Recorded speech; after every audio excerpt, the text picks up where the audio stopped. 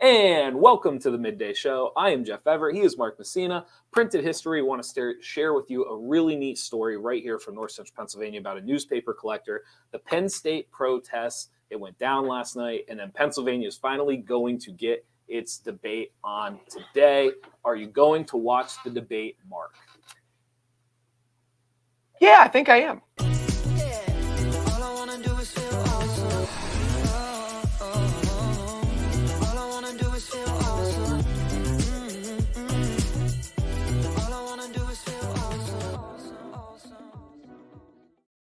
Mark, how you feeling today? Tired. Tired, that's the word? You know, I've got to, I should track I always wanted to go to one of those sleep things. And they have all the like things. The incubator, like where they put the... Not an incubator. Well, but like it's dark and they kind of like put They read my brain on, things and stuff like that. Mm-hmm. And I can't get past like 5 hours in a row now.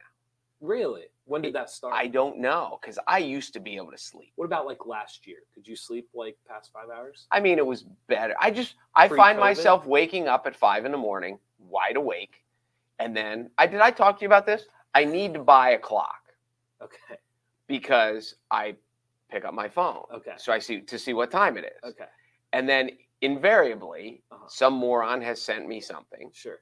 And then I click on it. Yes. And then I start reading. Right. And now I'm scrolling through my phone, and now I can't sleep anymore because I've woken myself up.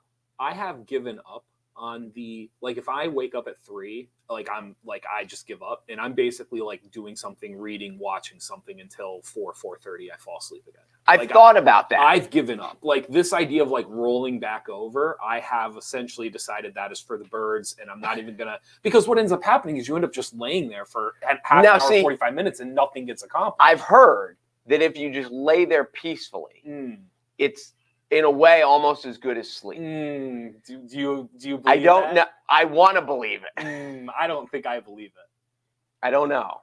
I don't think I believe it. But so you were a good sleeper, and now you're saying you're... Oh my gosh, I used to. But I was one of these teenagers that my mom would angrily wake me at noon. Okay. Because it was, now, even as a teenager, before the internet, before the stuff, I was going to bed at 3. You know, that's different. So, but whenever, if I went to bed early, if I went to bed at 1, I could still sleep till noon. Yes. Like I could sleep. I don't know what happened. So through college, I was a napper. But see, like athletics, school, all that stuff, I think a lot of college students are bigger nappers than what they lead on to. So through college, I was a big napper. However, after that, I always would try to like fight against like not waking up if it was like 2, 3, 4 o'clock and everything. I 5 years ago, 6 years ago, gave up. Like I finally just said, you know what? Like if I can't sleep, I can't sleep, and we're not going to fight it. We're not going to. And my life is significantly better once I stopped fighting it. Because the whole idea of like you're just going to lay there and try to, and it's just like I could be reading, I could be writing, I could be watching something. Like why am I fighting against this so bad? I'm clearly not going to sleep. But sleep is just right around the corner, maybe. Is it? You don't know though. See, my world with Nat, like if I lay down on this couch right now, I would be asleep in 45 seconds. Okay. But, you know, when you have things going on. Not with these lights, baby. Not with these lights? You don't think I could? These are torture lights right here. These are blinding. I disagree. Depending on what's going on, as long as I'm busy, as long as I'm doing something, I'm okay. Yeah. But if I eat dinner, go plop on the couch, turn on Wheel of Fortune, I'm out. Here's what's happening to me, because now I'm getting old. Like I'm leaving youth, and I am getting old. If I eat something like heavy now, I mean, it is like half an hour later, I could pass out. And I was never. I mean, even like 3 years ago, I wasn't like that. Now it's like I feel it when I really eat something like a full meal. I could go pass out an hour later. Yes. So, so I'm tired. I don't know why. I was up late, I think. And then I was up at 5. And eventually I do fall back asleep. Oh, no, wait. Today, I don't know if I did. You didn't. No, because I looked at the clock and it was 6:04. And I was like, well, I got it. I'm just going to get up now. Next time you look and it's like 4, just do it. Just do it. You have nothing to lose. I've thought about it. Yeah, you have nothing to lose. Just do it. Get up. If you fall back asleep, great. You put something on. You fall asleep to it. Awesome. Mission accomplished. If you don't, you actually got to watch something. That's all I'm saying. Maybe. Let's do this. Let's start off with a story on our website. On the Pulse, Joseph W. Smith III. You might have heard of him. He's been on the show before. He's part of North Central Cinema. Joe Smith. You're looking at me like I'm a crazy person. Oh, he wrote it. He wrote the story. I was going to say this article wasn't about Joe because I read it and I was like, wait a minute. But Joe did a great job writing it. The title of the story you can find on NorthcentralPA.com. Printed history collecting 3.5 million rare newspapers in central Pennsylvania. You told me to read this, and I'm so glad you did. We'll just start with the opening line. For Tim Hughes, it started with coins in a 130-year-old newspaper.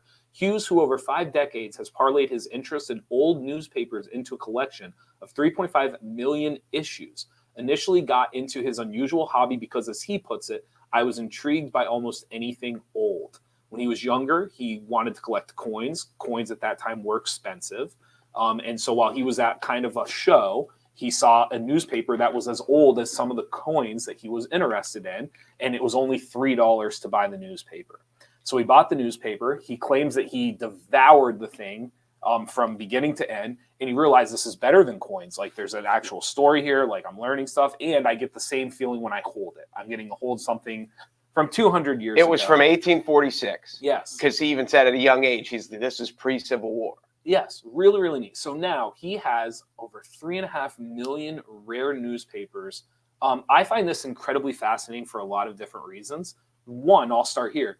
I remember being a kid, and if something significant happened, it was like you kept the front page. Oh, yeah. Did you do the same? Okay, my parents did the same thing. I kind of inherited from it. My grandfather literally had scrapbooks of things that pertained nothing to him or any of us. It was just big moments of like historical reverence, and he would keep them. And so I think for a lot of us, this is almost like a dream we didn't even know we had.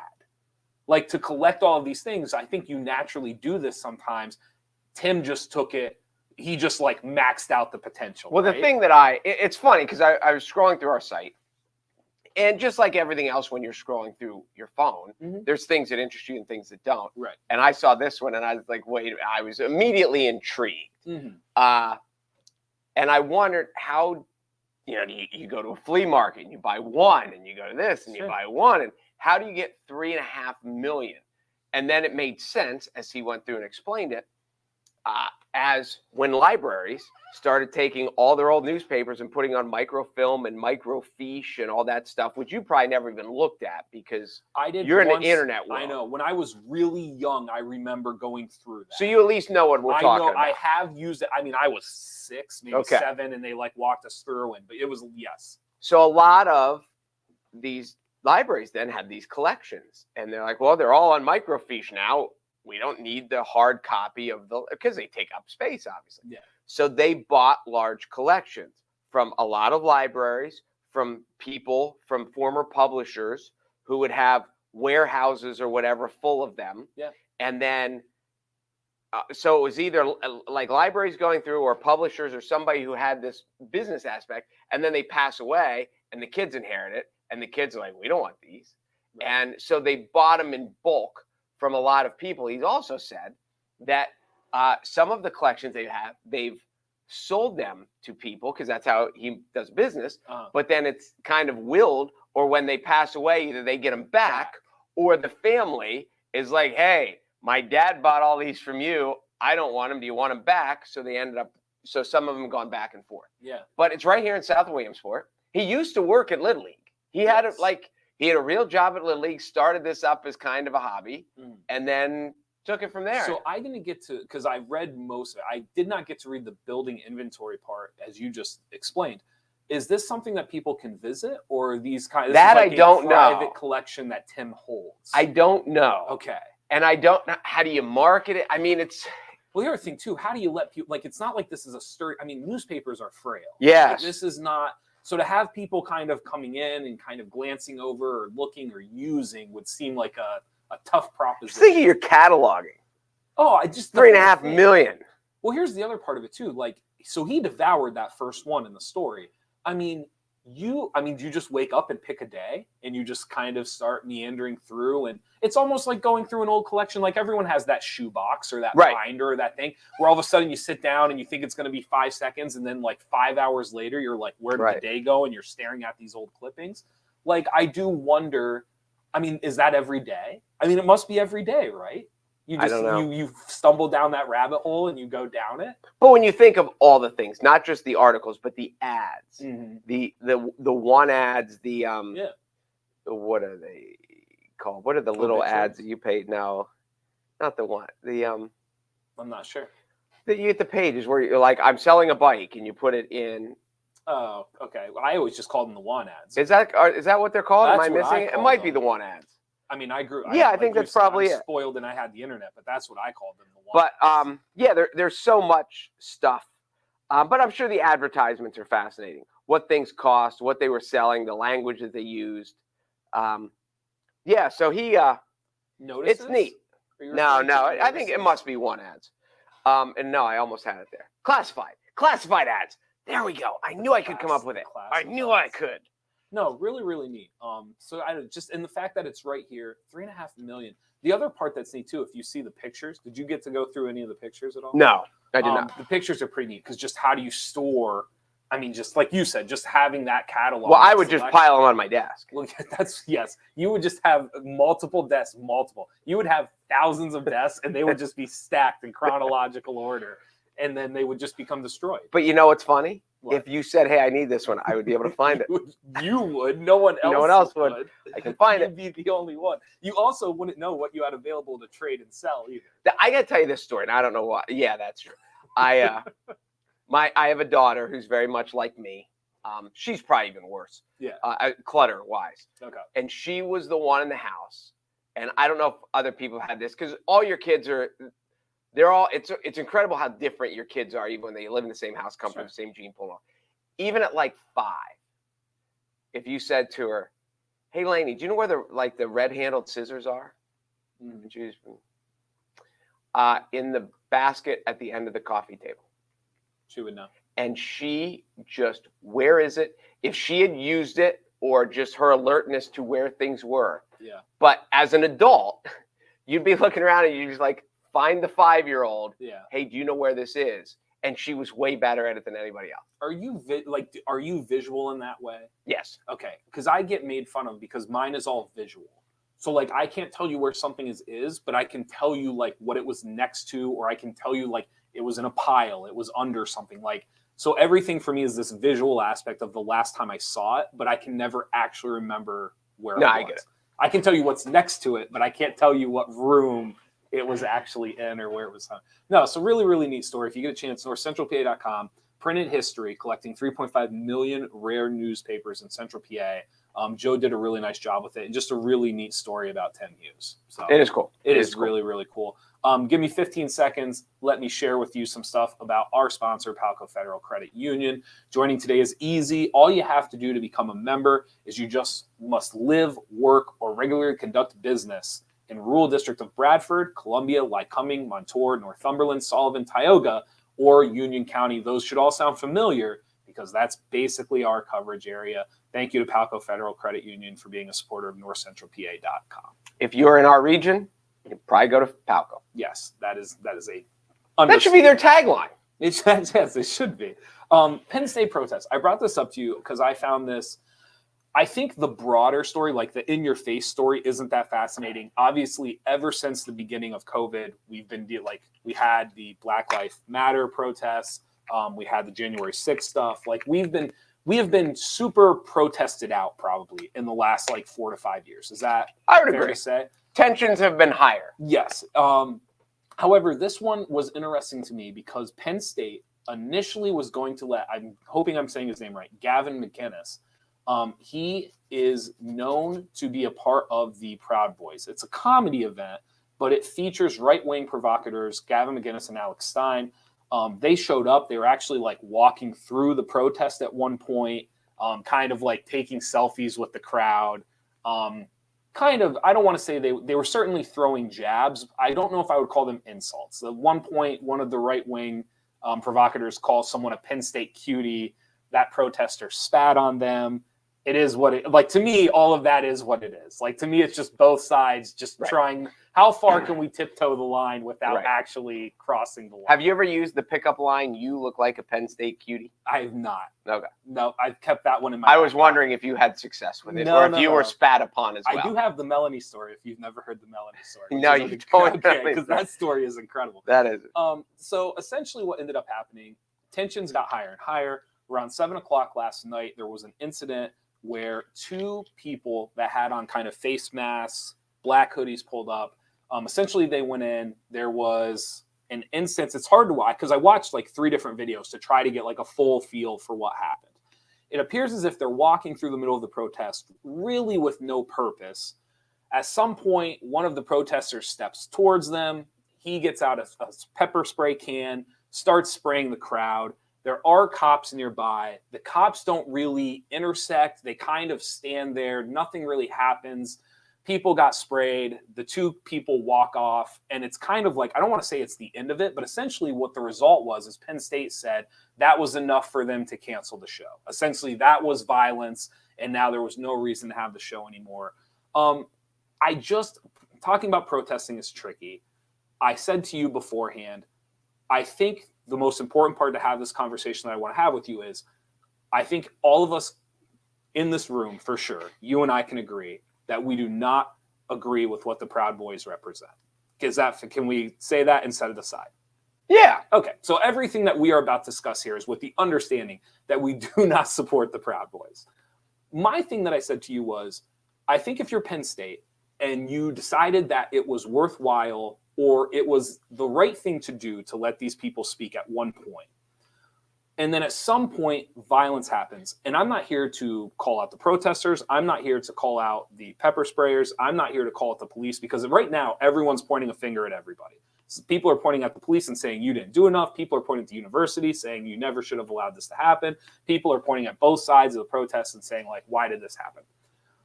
I would just say that for Penn State to cancel it, I don't know if I fully agree with them canceling something that they were so willing to get so close to.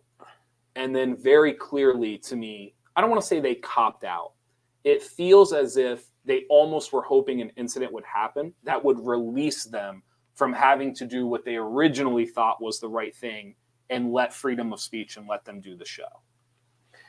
Yes, there are a lot of angles to it because first of all, people take the free speech aspect, but Penn State being a business, even though state-run business, they also have to take the angle of, like, we don't want to be portrayed in a certain way that's against what we believe, because we need future enrollment, and we don't want people to be like, we don't want to go to Penn State because they're supporting this. Right.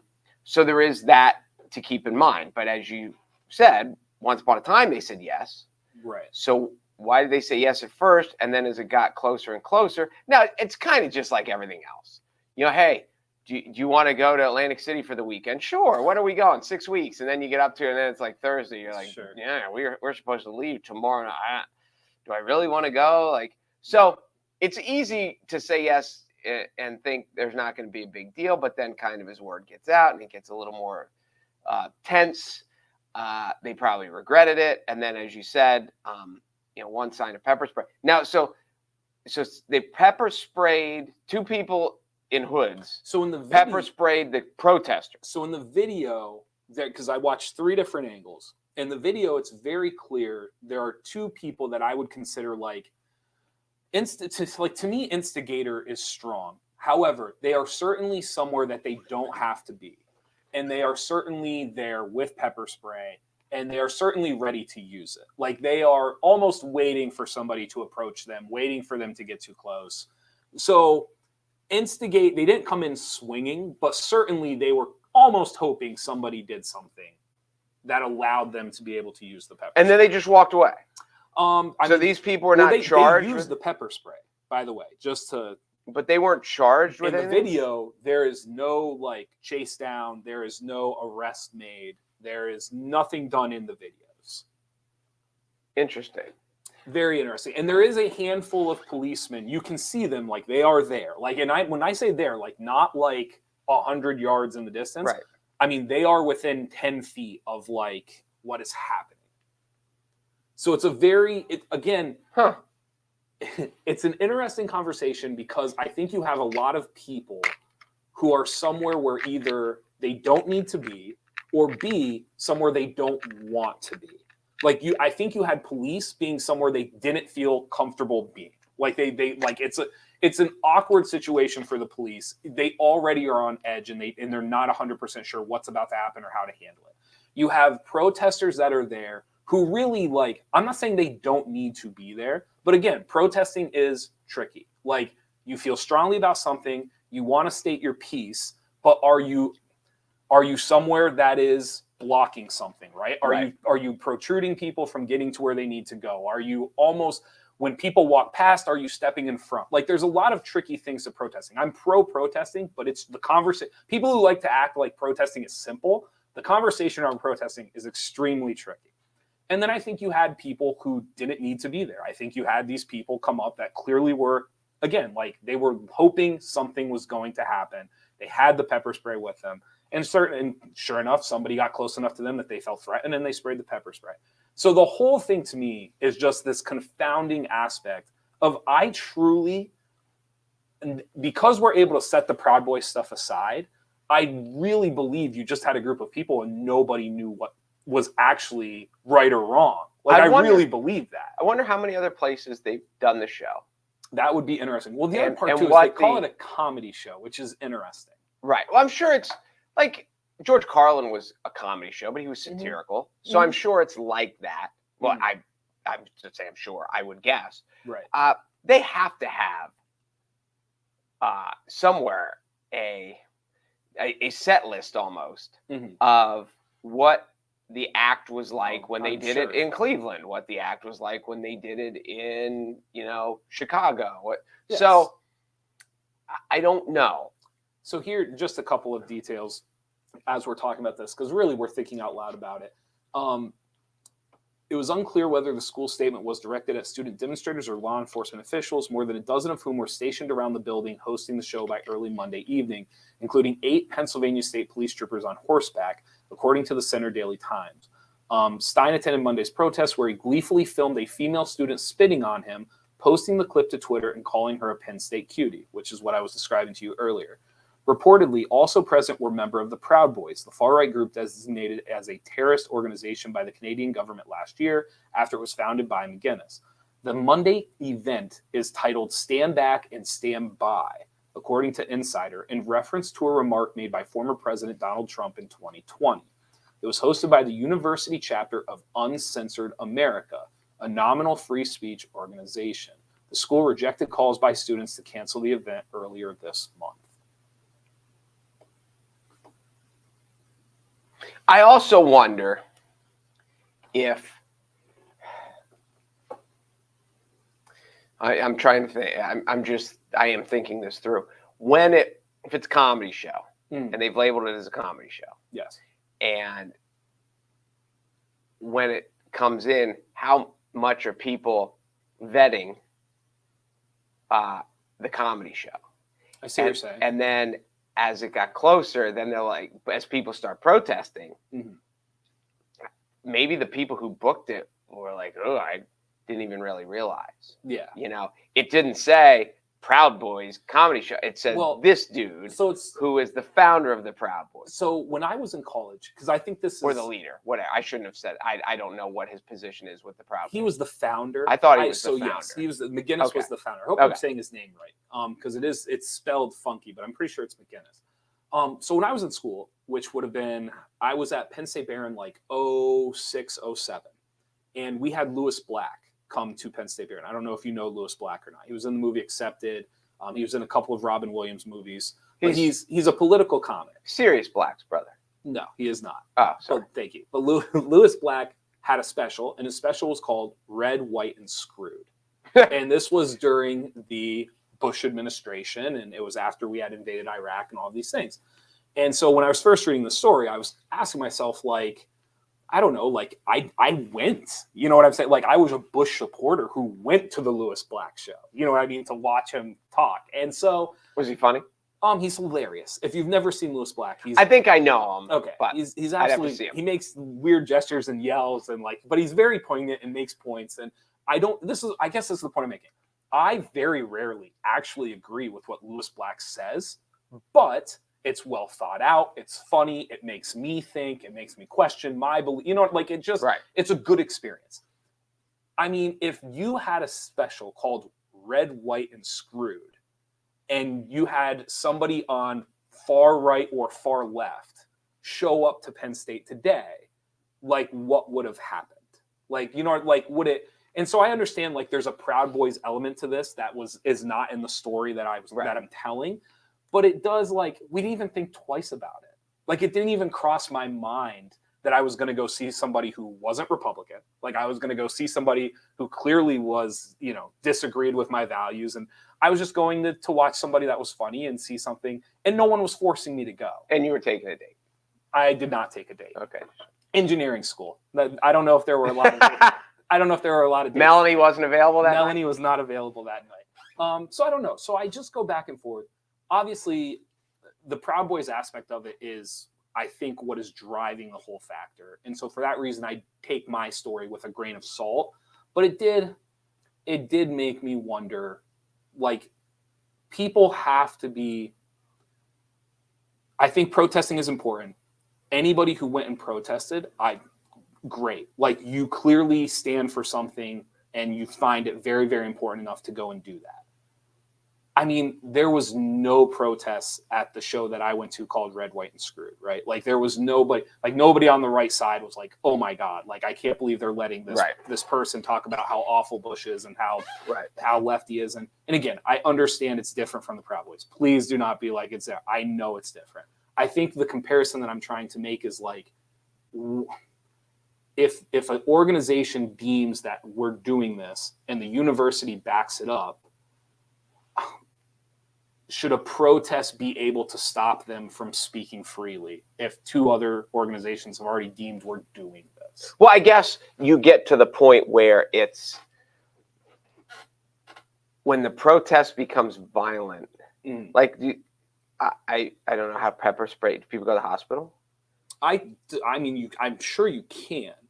I've never been pepper sprayed. Have you been pepper sprayed? I have been told it is like horrific. I have been told it is brutal. So I can imagine that the people are like, so put yourself, you're Penn State security. Mm-hmm. You're sitting there by the watching all the screens. Yes.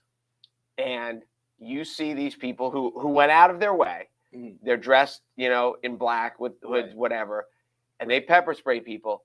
If you're like, it's not that bad, then what's next? Right. So if they're like, nope, let's shut it down. People are pepper sprayed. It's not getting worse. Right.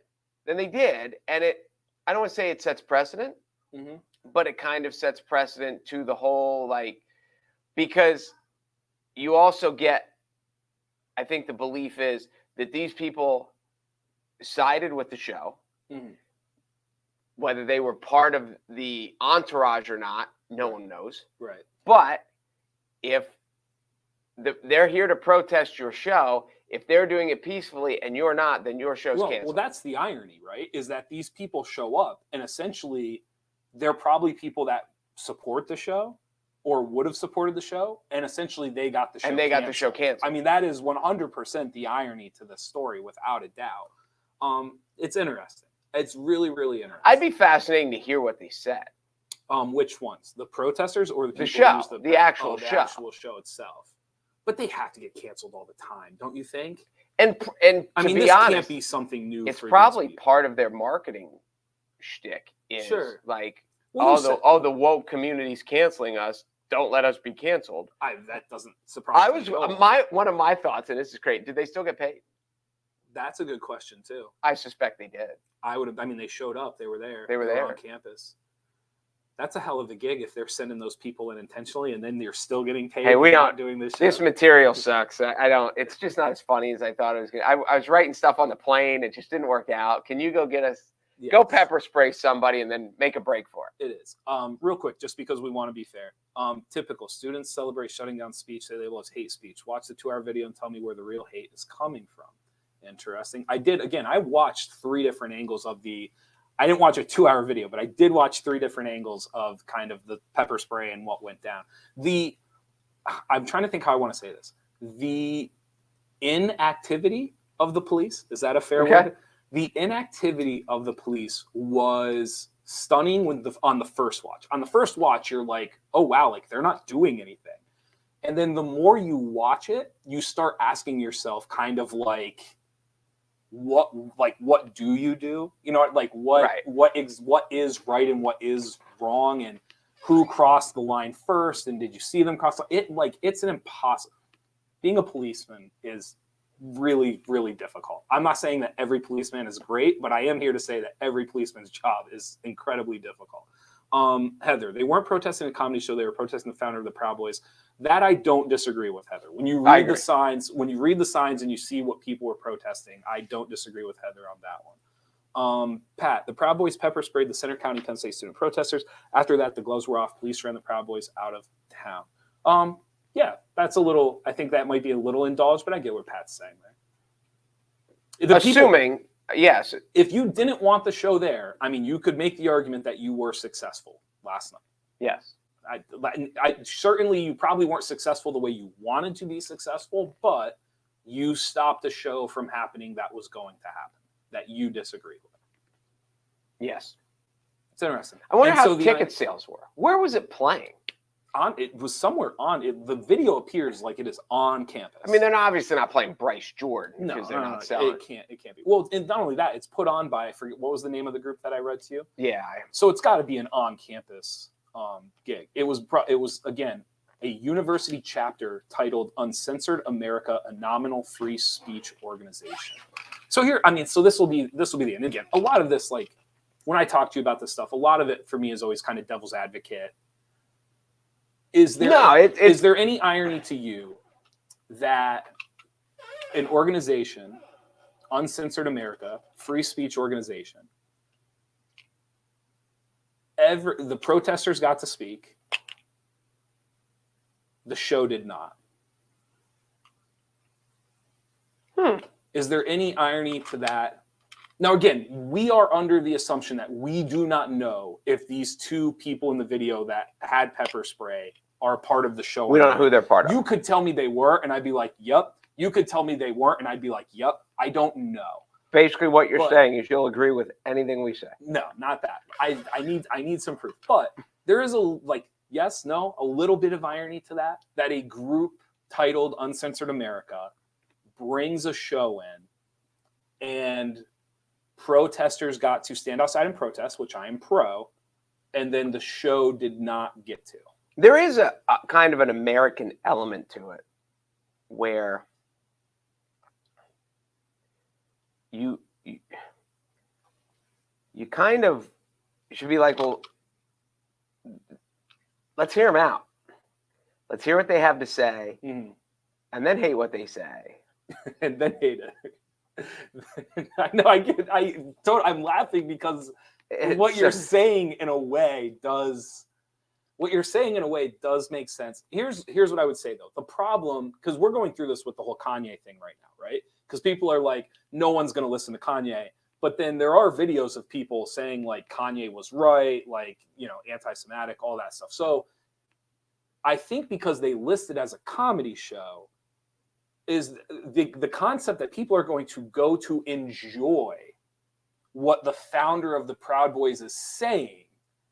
It is a weird line of like, I want freedom of speech. I do believe that once the university said we're doing this, it should have happened.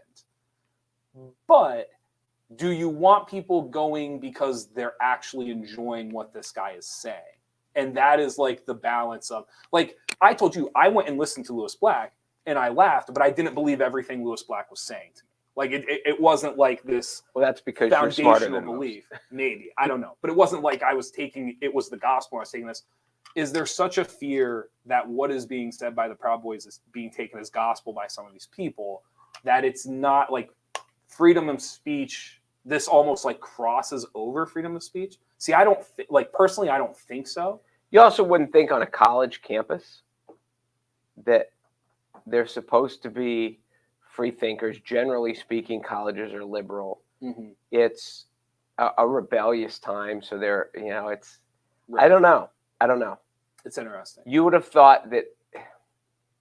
And again, we're only in this pocket of discussion because Penn State decided they were doing it, right? Like if you and I were in charge of Penn State, I don't know if it would have gotten this far, personally. Yeah. It's interesting what the thought process was at the beginning to give it the okay. Right.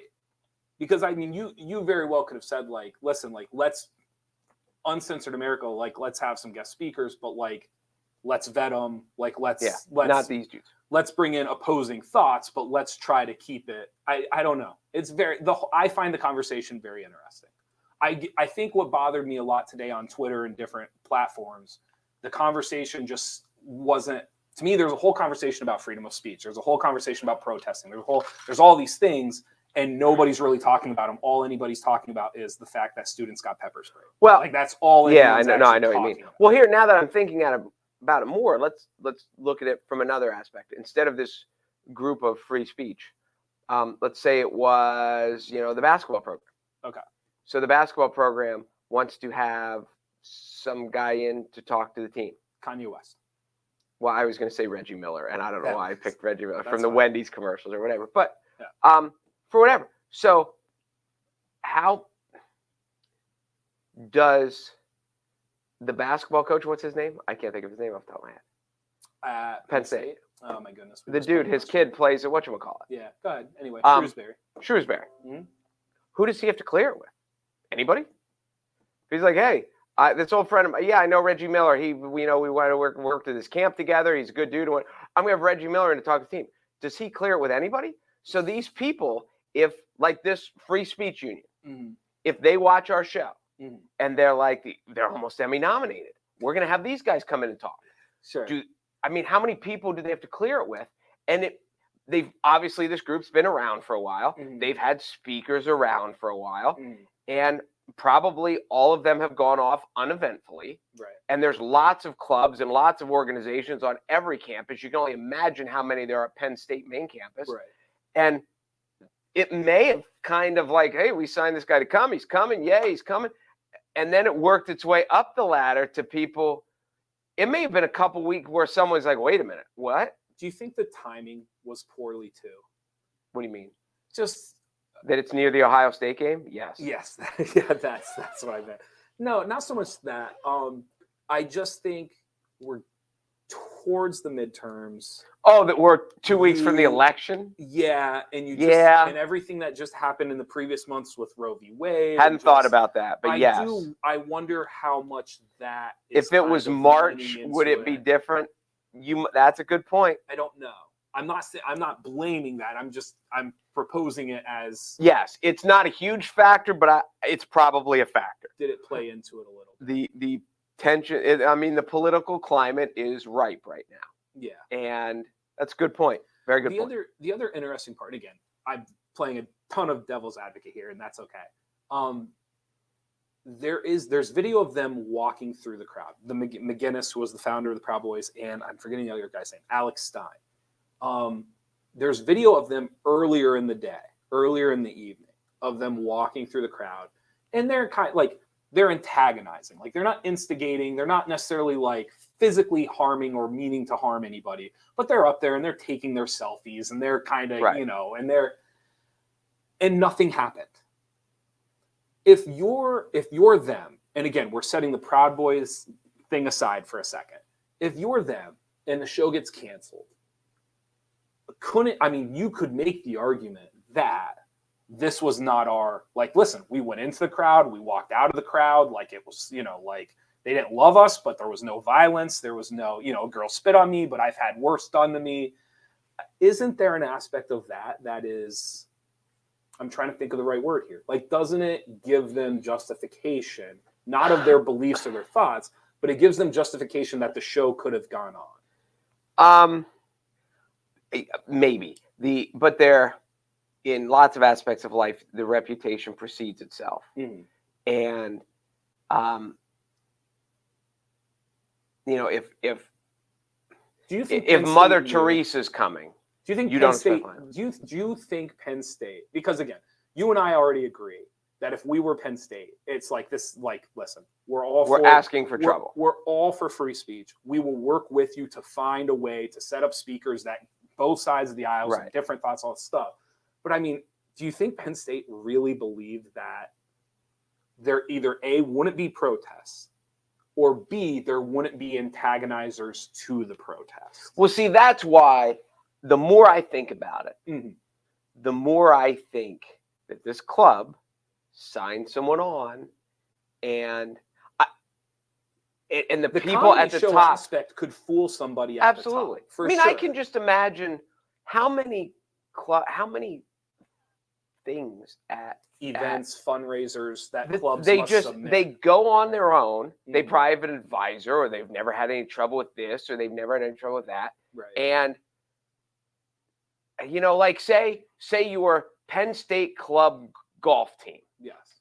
and you decide, hey, on Saturday morning we're going to White Deer in Montgomery, Pennsylvania to play. Do you have to clear it with anyone? Or are you the club golf team and you just do it? You just book it and you just do it. And there's probably a lot of stuff that goes on smoothly until there's a problem. Sure. And this is my bet, that nobody at the university was like, it's not the university's position to vet all the things. The club is trusted. There's a history there. They do a good job, whatever the case may be. Mm. They sign this person thinking he's good.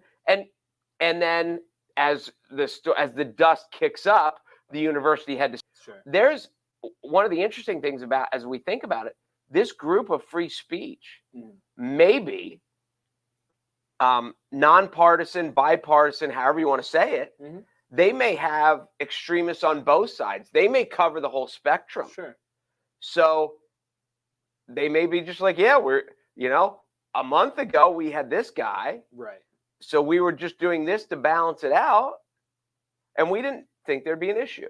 So I bet that's the way it happened. I bet it started low, worked up. This is my last question to you.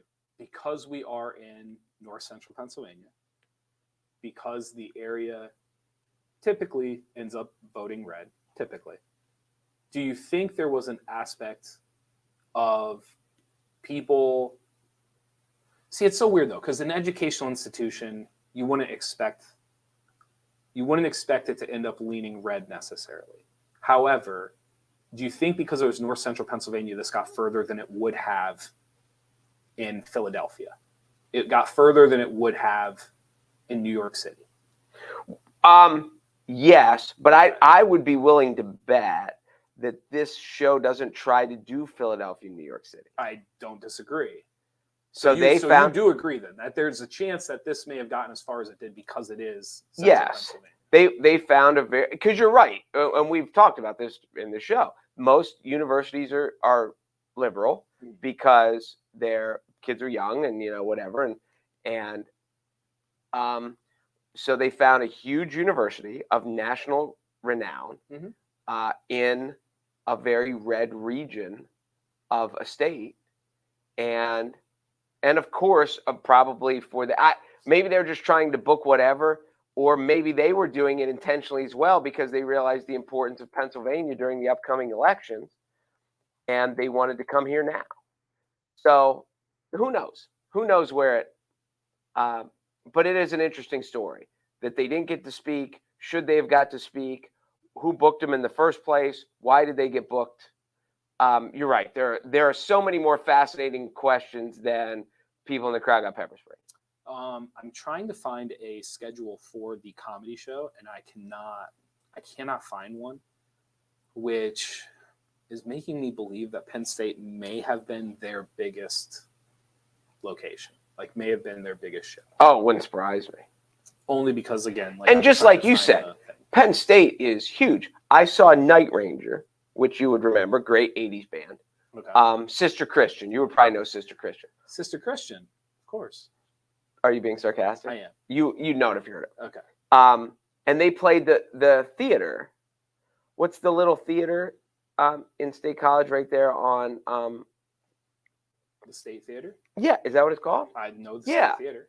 Hmm? And so if your Night Rain, this is probably 10 years ago, say, yeah, hey, we're playing State College, it sounds huge because Bryce Jordan's there. You know, Metallica plays State College, Bruce Springsteen, Journey. They all play State. So Night Ranger, well, we're playing State College, but it's a little theater. Okay. So maybe for them as well, hey, we're playing State College. Maybe the gig was only 75 people were coming. Yeah. Who knows? That would be interesting too. Were tickets sold? And How many did they and sell? how many did they sell? Yes, it's possible. So according to Penn State, and then we'll get off of this, the university leaders on Tuesday rejected calls to cancel the engagement or ban McGinnis and Stein from their campus.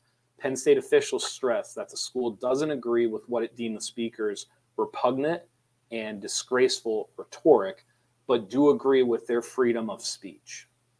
So that was the statement. This was October 12th. That was the campus's statement. Okay. Well, so yesterday, that was 10 days ago. Yeah. Yeah. So 10 days ago, that was the campus's initial statement. So it leading up sounds to- like everything would have gone off if it wasn't for the pepper spray.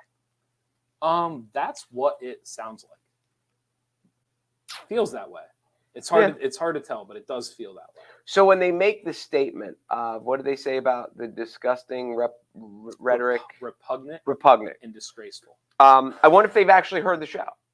That's why I'm curious. Maybe that's why they're willing to say it. Or if or if they just assume. Yeah. I don't know. The event's organizer is student group Uncensored America. Now, I should say, according to this article on October 12th, they refer to the Uncensored America. It is a conservative student group called Uncensored America.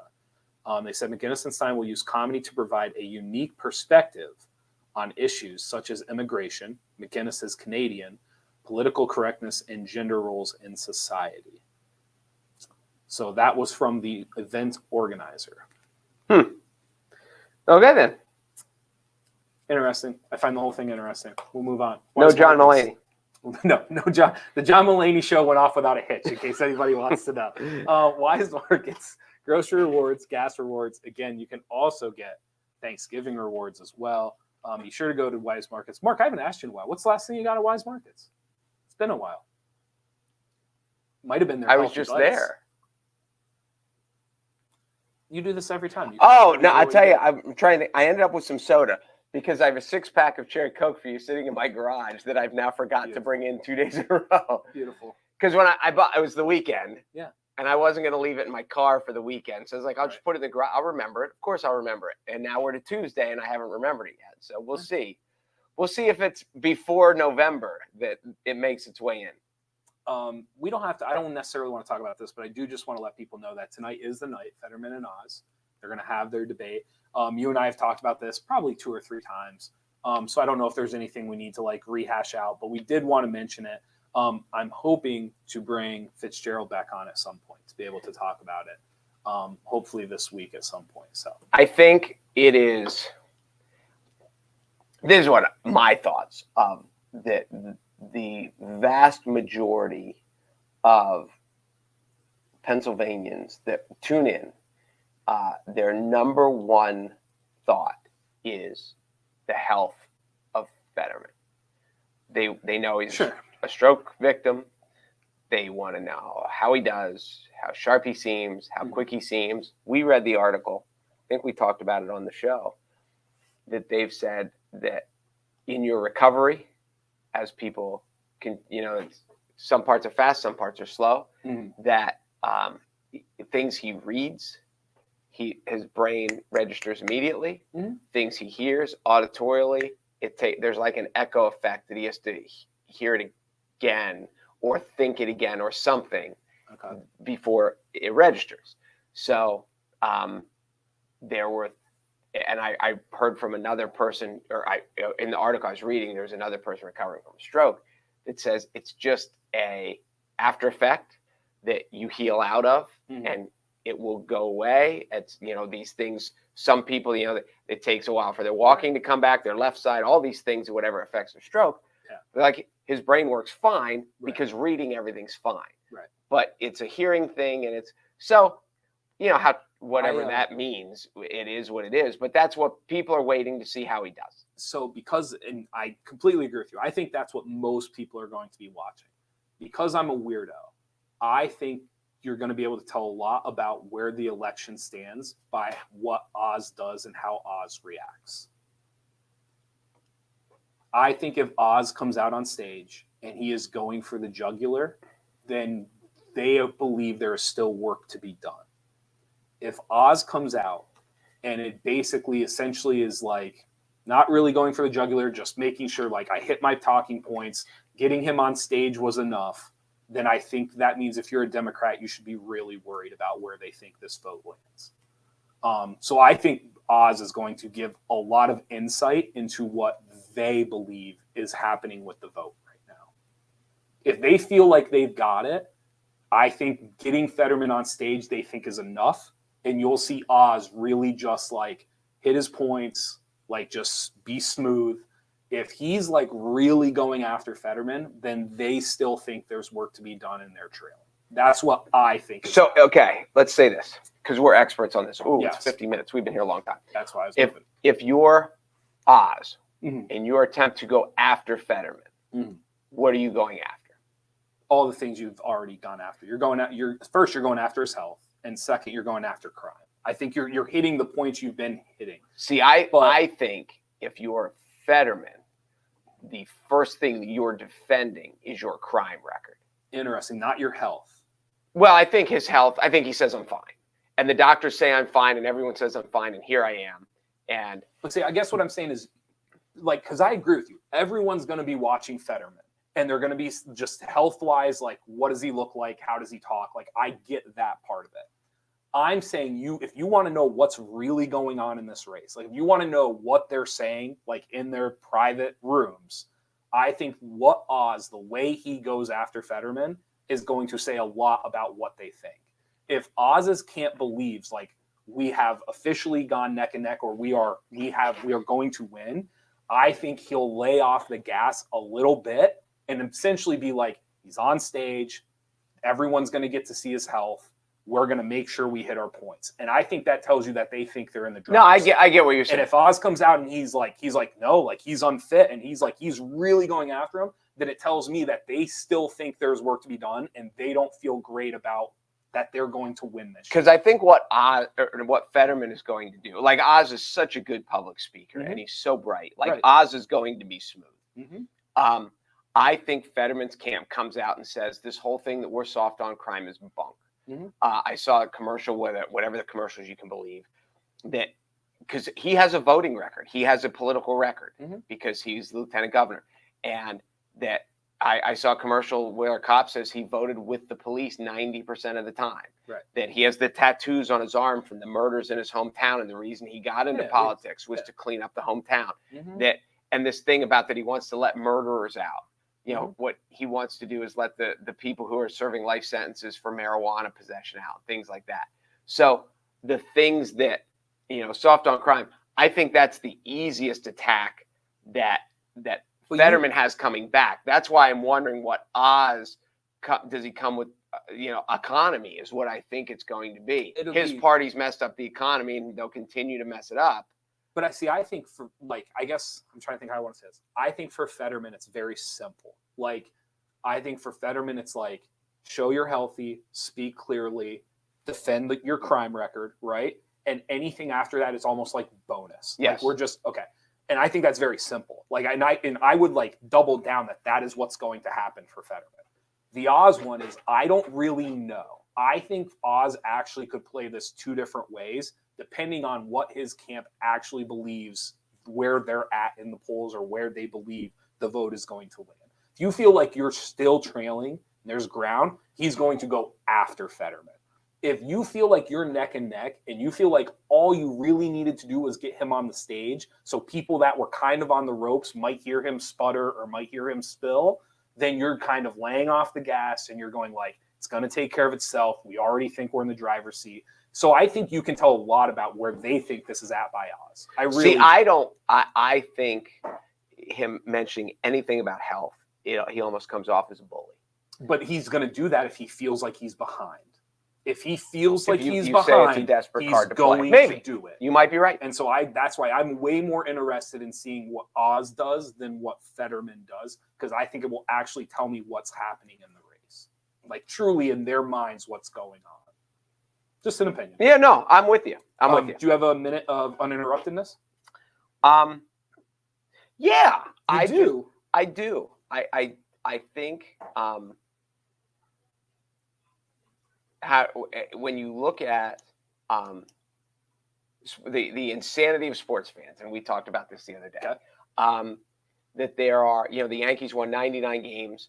They lost in the playoffs. They got swept in the playoffs, and everybody needs to be fired. And I have a lot of friends in Baltimore. The Ravens are 4-3, and every week they need to overhaul the whole team, and the organization doesn't know what they're doing. And there is just this.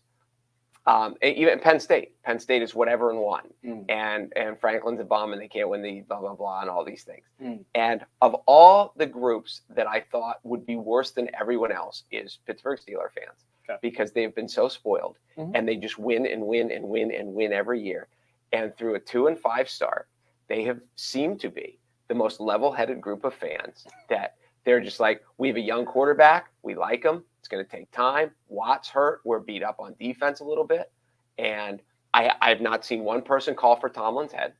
I have not seen, and they are 2-5, and they're never 2-5. So the one group that you would thought would have lost their mind and been the most outrageous are rational, and Penn State fans and Yankee fans and Ravens fans and everybody else. So that's what and you've been really good. So that's what I was going to say to you is, do you think it's easy to look rational when you share a state with Penn State and Philadelphia?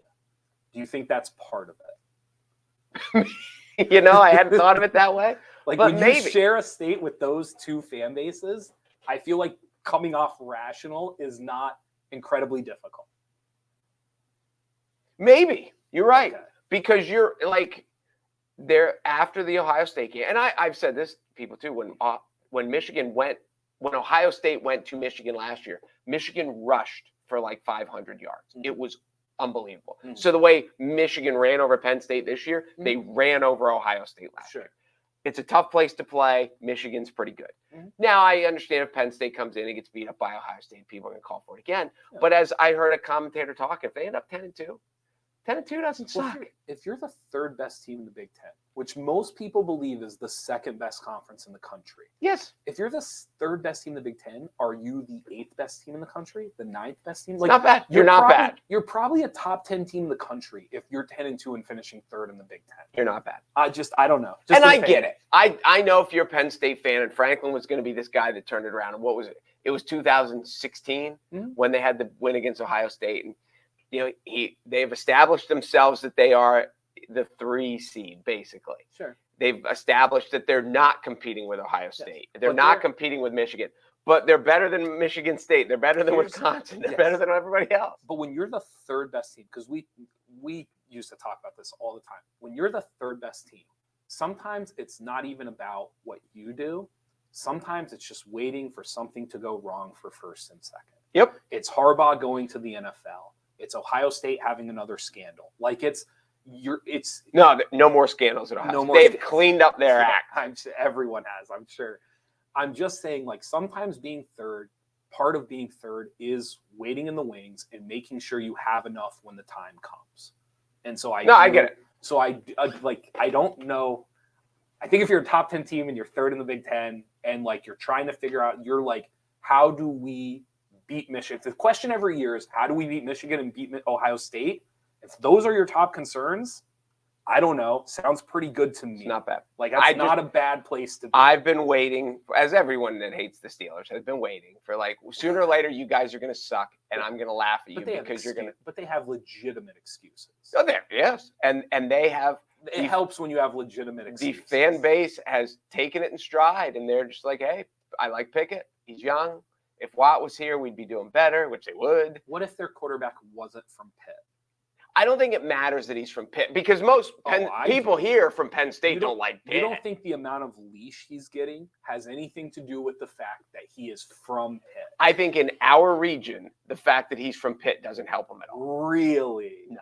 You don't think people are out there? It probably matters. You don't think people are more willing to give their rookie quarterback some rope because they just got done cheering for him and he was incredibly successful? People in the Cole region, people in Williamsport, people in no, I don't think it does. I vehemently disagree with that. I disagree. The people here don't like you. They didn't root for him when he was at Pitt. They didn't like him when he was at Pitt. If they drafted a quarterback from Nevada, like this one, like this court, they would not be allowed the leeway and the time. I disagree. That Kenny Pickett is about. I disagree. What was the kid? And they lost last night. The kid, the Zerby kid, Zippy, whatever his name is, from New England, who's from like Western Kentucky, and they don't care. He's from Western Kentucky. Wait, from who? The quarterback now for New England, the third stringer. But he's been successful. So Kenny Pickett's done fine. Kenny Pickett's done fine. His first start, he didn't throw an incompletion. Exactly. You know why he didn't throw an incompletion? Then he beat Tampa. He didn't throw an incompletion because he got intercepted. Well, some of them. Yes. But the other ones were all complete. I just don't think it's a fair comparison. I think he has shown that he has way more game than the other guy. That's not my argument. The kid from Chicago. But that's not my argument. My argument is the amount. I don't think geography has anything to do. I think people in our region hate Pitt. University of they hate Pitt. Yes, but if you're again, like you said, in the city of Pittsburgh, if you're a Pittsburgh Steelers fan, in Pittsburgh, yes. So, but not for our people. Where are most Pittsburgh Steelers fans from? Well, right here, there's a lot of them around here. Where are most of them from? I'm saying when you walk into a local establishment. I can only ask it one more time. I get where are most, but that's not. We're talking about different things. Yes, Pittsburgh is full of Pittsburgh Steelers fans. In Pittsburgh, in Allegheny County, it helps. In North Central Pennsylvania, they don't like Pitt. Okay. So the fact that he's from Pitt, it plays against him. Well, maybe. It's just like the people that loved Micah Parsons when he's at Penn State, and now they hate him because he's a Cowboy. I don't know. I think most Penn State fans still cheer for Micah Parsons. No, they do not. Well, yeah, because he didn't play the last year, and then they were horrific. When he's tearing the Eagles apart, wait till the Eagles come to Texas. Thank you guys for watching the Midday Show. Be sure to go to NorthcentralPa.com for all of your local news, and thank you to Weis Markets for being the title sponsor. Thank you for having some difficult conversations with us today. So that was good. We got to talk about some stuff. It was good. Little devil's advocate. Got to see both sides. So. Hopefully everyone enjoyed it. I'm Jeff Everett. He is Mark Messina, and we will see you guys tomorrow.